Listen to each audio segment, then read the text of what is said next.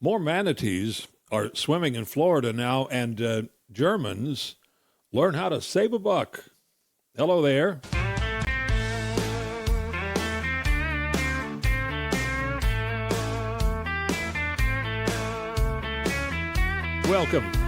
Welcome back to the Harley Carnes podcast. Harley on the headlines. Well, I'm really glad you're there. Here's a quick reminder before we get started. Please don't let me be a secret. Help spread the word. I appreciate it. Now let's get with it. The Venezuelan situation is not an overnight deal. Some media outlets are saying Trump has left Maduro's people in power and put the opposition, led by Maria Corina Machado, on the sidelines. Well, those kinds of headlines are either deliberate or they're just not very deep thinking. Machado herself said it's not time for her to go back to her country. Not yet. It's not safe. What Trump is doing is wrapping up all of Venezuela's ability to transport and to sell oil first. It's the hammer connected to the big lever that makes the stick that he and Marco Rubio are hoping will make the carrot of a move toward democratic governance maybe look a little bit more tasty. It is not likely to work. The Maduro people are crooks of the first order. They have jailed and tortured and murdered their own population. They've kept much of the oil bounty for themselves. That kind of sentence represents riches hard to count.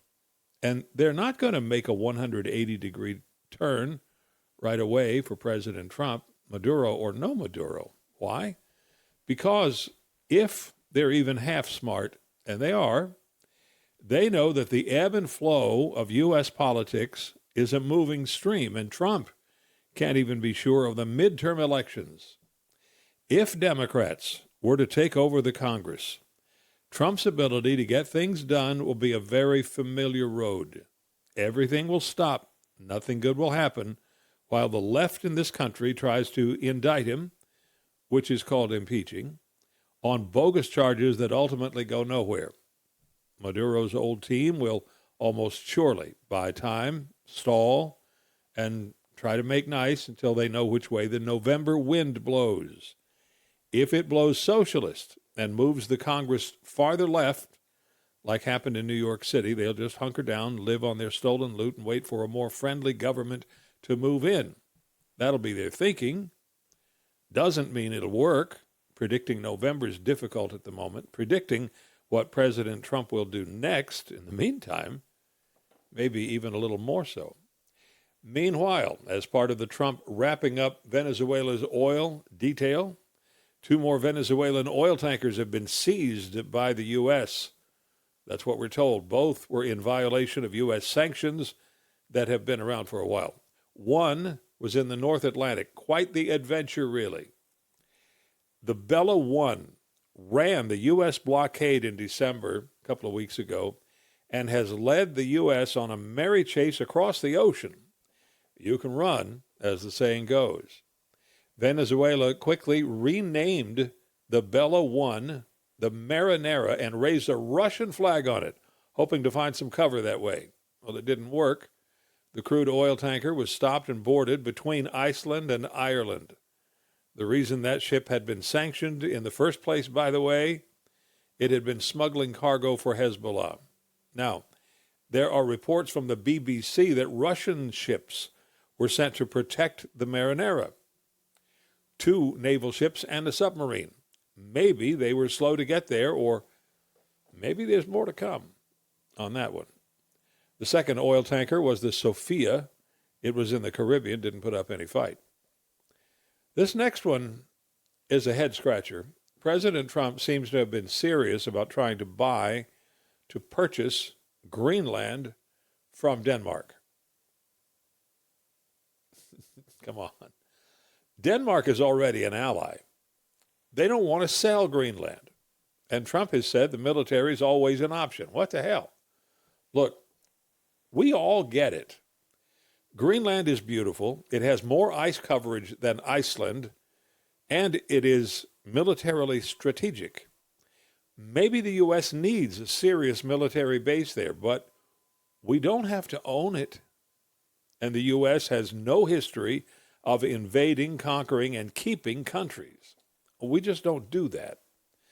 Now, sometimes it is difficult to see what is happening in a long-term deal stratagem like Greenland. Maybe the goal is a major military base there. We're not going to just take it away from Denmark. That would create an enemy where there is none. Makes no sense at all. But, and this is a worthwhile, however, Denmark might look with some interest at a deal that puts U.S. forces on Greenland, thereby protecting Denmark, as well as more of Europe, and most importantly, the crucial North Atlantic transit routes from any dumb ideas by Russia or China. Now, Denmark could make a lot of money from the U.S. for such a base of operations. They could become energy comfortable with Venezuelan oil and gas. It could be a very smart move for Denmark, but selling Greenland under pressure? There's just got to be more to this than what we're seeing right now. California and Governor Gavin Newsom's administration should be hanging their heads in shame and embarrassment. It has been a year since the wildfires destroyed thousands of homes. Now, you ready for this? I find this hard to understand. Less than 12 have been rebuilt. How can that be?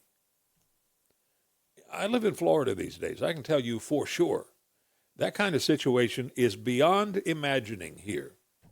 Proof is in the hurricanes. One of them comes ashore, wipes out whole neighborhoods. Governor DeSantis and his team go to work. Heck, a bridge was destroyed connecting Sanibel Island, if I remember right, to the mainland. If that had happened in New Jersey, where I used to live, or, yes, in California, they'd still be working on design and engineering. Governor DeSantis called his engineers and builders and said, whatever it takes, get it done. A bridge went up in 2 weeks. There's no excuse, none, for California to be in this kind of mess over wildfire damage. Just doesn't make any sense at all. Come on, Newsom. What are you doing? President Ronald Reagan's son, Michael, has died. He was 80. He was a successful author, a talk show host on the radio, public speaker. He echoed his father's conservative ideals. He was adopted by Ronald Reagan and Nancy Wyman. Michael Reagan dead after a battle with cancer. Well, here's an attaboy to the German people. For the last decade, there's been a national push for disciplined saving. Put money in savings. Don't spend it all. German households have just passed $11 trillion in savings. That's impressive. On average, German families have managed to save just over 20% of their annual income for a decade. We need to focus on doing the same thing, full stop. And here's another hats off to the good folks at Zoo Tampa, where the Manatee Critical Care Center is. They've just released 26 rehabilitated manatees back into the water. Best they've ever done. Now, manatees are not what you'd call beautiful, but they are very graceful marine mammals. Fun to watch when they're swimming. Very popular in Florida and elsewhere. But they coexist with lots of boats, and that's risky business because they can be too curious for their own good. Last year, 620 manatees were found dead in Florida waters. Sometimes they just die. Sometimes it's the environment. 97 of them were hit by boats. Anyway, good on you to Zoo Tampa. Very, very fine job. Thanks for joining in today on this podcast, Harley on the Headlines. We are on several platforms. The podcast is growing. I need to remind you of that, because, hey, I cannot do it alone. So please like, follow, subscribe, share the link. I'd appreciate it. I'm Harley Carnes. Let's do this again, all right?